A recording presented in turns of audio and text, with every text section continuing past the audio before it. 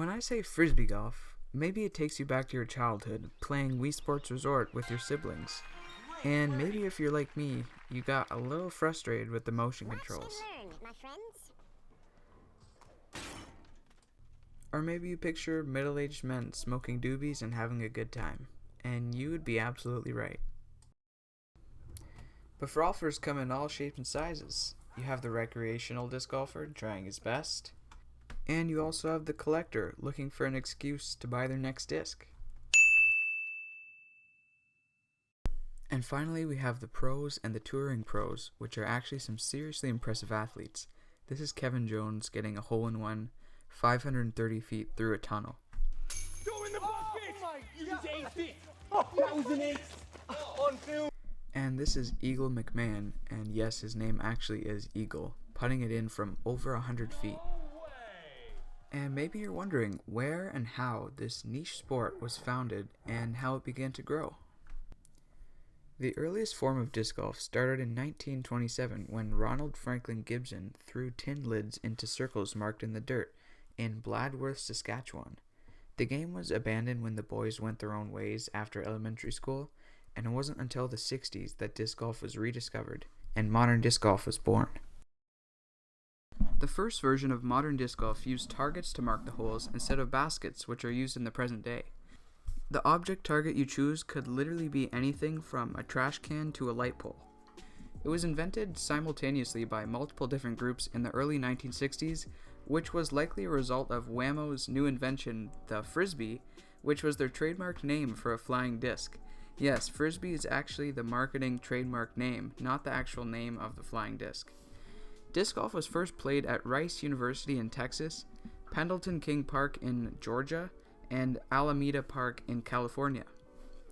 For a while, the sport slowly propagated and progressed, with people using object targets like hula hoops and trash cans, and hosting small tournaments in cities like Toronto, Rochester, and Berkeley. The targets and the Frisbees, however, needed some major improvements. I guess not every disc golfer wanted to be seen by society as unorthodox hippies throwing discs at trash cans in public parks, which was basically what they were at the time. Some people, like this guy, had bigger dreams for the sport. Let me introduce Steady Ed Hedrick, a Whammo employee that worked on the first Frisbee, a World War II vet, a welder, and the father of modern disc golf. It's safe to say that he lived and breathed Frisbees.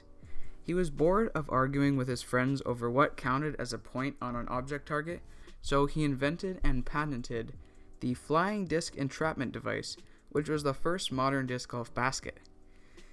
He also installed the first ever disc golf course, founded the Disc Golf Association and the Professional Disc Golf Association.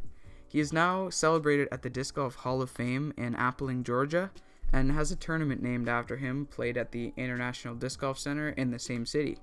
This dude's resume is pretty stacked. The International Disc Golf Center, which you can see here, also has the Ed Hedrick Museum, which features all kinds of cool historical Frisbees, including the one that Ed Hedrick designed for Whammo in 1957, and it has Frisbees since the start of the sport in the 60s up until the present day.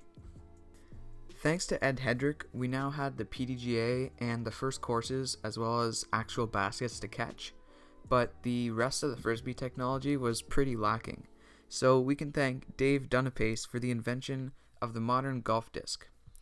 Dunapace, in his amazing 1980s style here, used to compete in distance competitions with Frisbees that were often unpredictable and unstable. So due to this, he invented the first beveled edge disc golf disc and called it the Eagle. It's now renamed the Arrow, but it's actually still sold today. Dave's Eagle, now called the Arrow, was able to fly much farther with more stability than any previous disc, and he went on to co-found the company called Innova, which is still the biggest disc golf company in the world. This is what Dave looks like now. From there, Dave and his team designed and produced over 60 different molds of discs, all in different materials for different uses on the course. The 5 main types of discs are putters, which are used for getting the disc in the basket from short range, and sometimes are thrown off the tee for really straight flights. The next are approach discs, which glide very little and find the ground quickly for great accuracy. There's mid-ranges, which offer more distance than a putter but more control than a driver.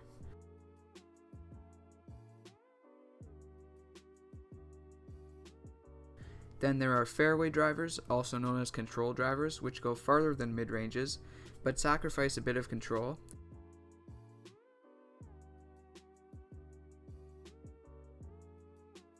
Then finally, the distance drivers, which have wide rims and sharp edges for maximum distance and glide.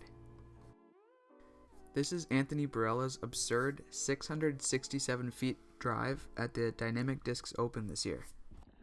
Now for some legends of the sport. Ken Climo, nicknamed the Champ, was an incredible player and won 12 world championships between 1990 and 2006.